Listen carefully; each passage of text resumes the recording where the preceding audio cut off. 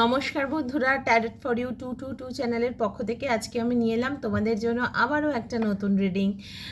কেমন আছো তোমরা সবাই? আমি আশা করব তোমরা সবাই খুব ভালো আছো, সুস্থ আছো এবং পজিটিভ আছো।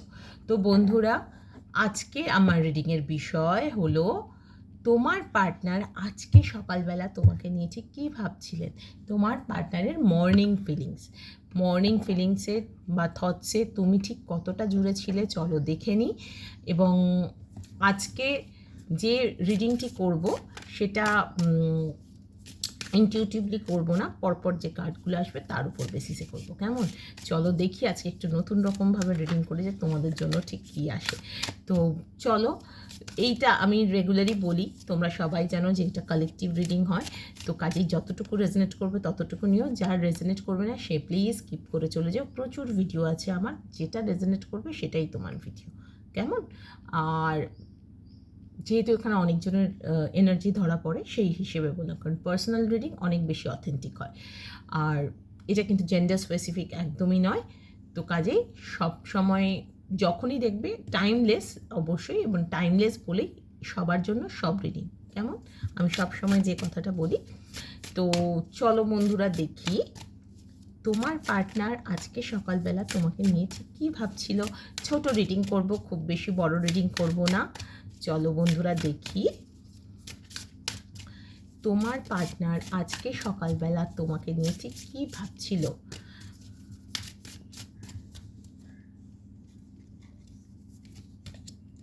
The Star, Three of Wands, Wheel of Fortune, Eight of Wands, Two of Wands, and bottom of the deck, the Fool, তার নিচে the Swords, তার নিচে Nine of Pentacles। তো বন্ধুরা, আজকের যে রিডিং এসছে, তোমার পার্টনার কিন্তু ভোরবেলা উঠে বা সকালবেলা উঠে প্রথম তোমার কথাই মনে করেছে। আমার কিন্তু সেটাই চ্যানেলিং হলো।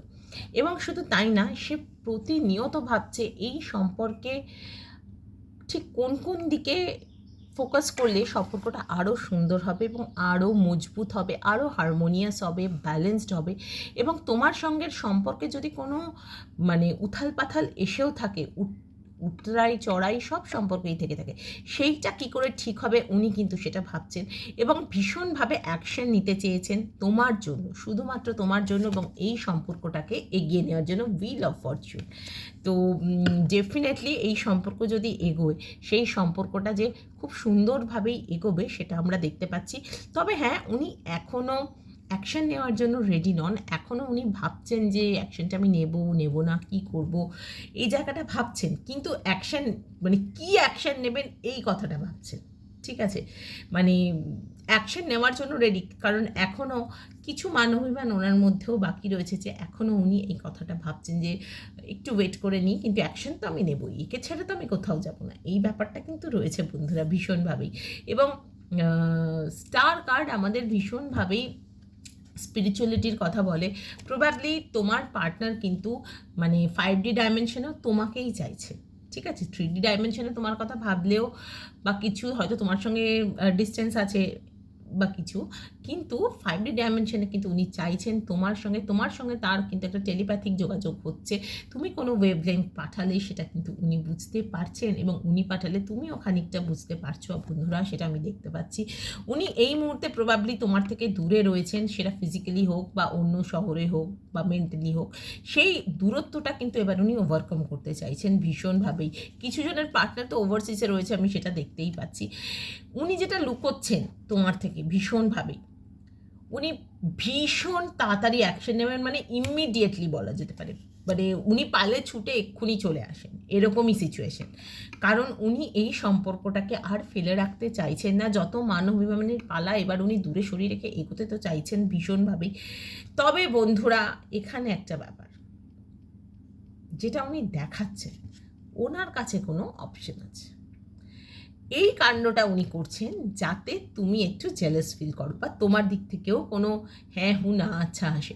হতে পারে তুমি একটা টাইম অনেক করেছো, কিন্তু তারপর তুমি দেখেছো তোমার পার্টনারের দিক থেকে কোনো রকম রিয়াকশানই নেই, সেই জায়গাটা থেকে তুমি হয়তো পিছিয়ে গেছো। কিন্তু এইখানে পার্টনার কিন্তু চাইছেন উনি মানে তুমি ওনার জন্য জেলাস হও, ভীষণভাবেই জেলাস হও এবং হয়ে কিছু একটা করো।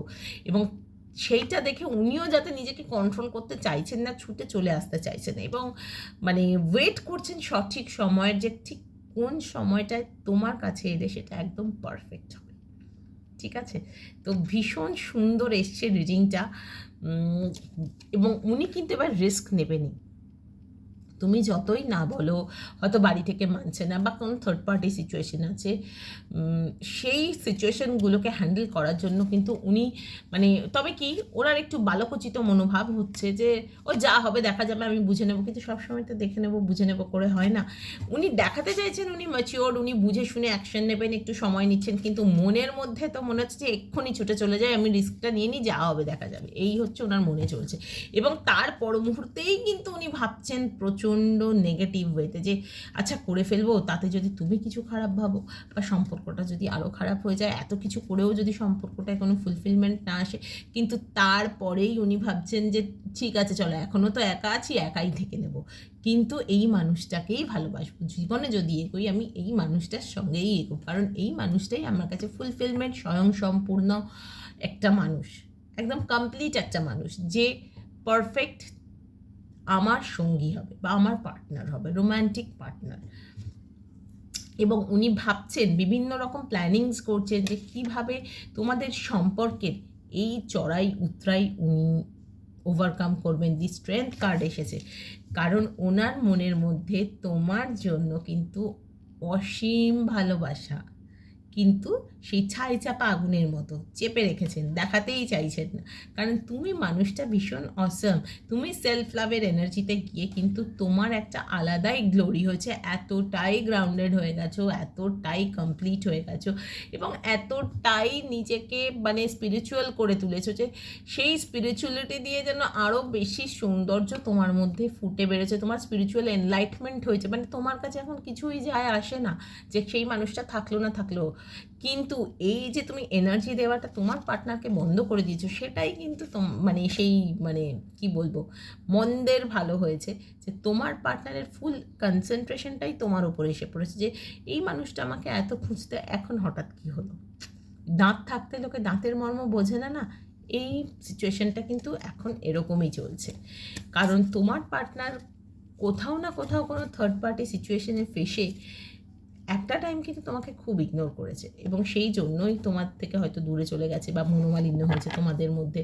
এটা আমি কিন্তু মানে long distance relationship, no contact in contact বা ম্যারেজ রিলেশনশিপ বা এক্সট্রা ম্যারিটাল অ্যাফেয়ার, যাদেরই রোম্যান্টিক পার্টনার তাদের জন্যই বলছি।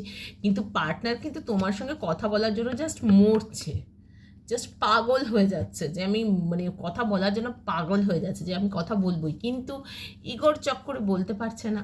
কিন্তু সেই সম্পর্কের জায়গাটা কিন্তু উনি নিজেই হিল করে নেবেন, নিজেই নিজেকে হিল করছেন এবং উনি চাইছেন এই সম্পর্কটা হিল হোক। কারণ তুমি একজন হিলার, তুমি কোনো এনার্জি না দিয়েও ওনার জীবনে না থেকেও যেভাবে সম্পর্কটাকে হিল করে গেছো, উনি মানুষটাকে হিল করে গেছো, সেই জায়গাটা কিন্তু উনি ভুলতে পারছেন না। মানে ভীষণ পজিটিভ এনার্জি, ভীষণ।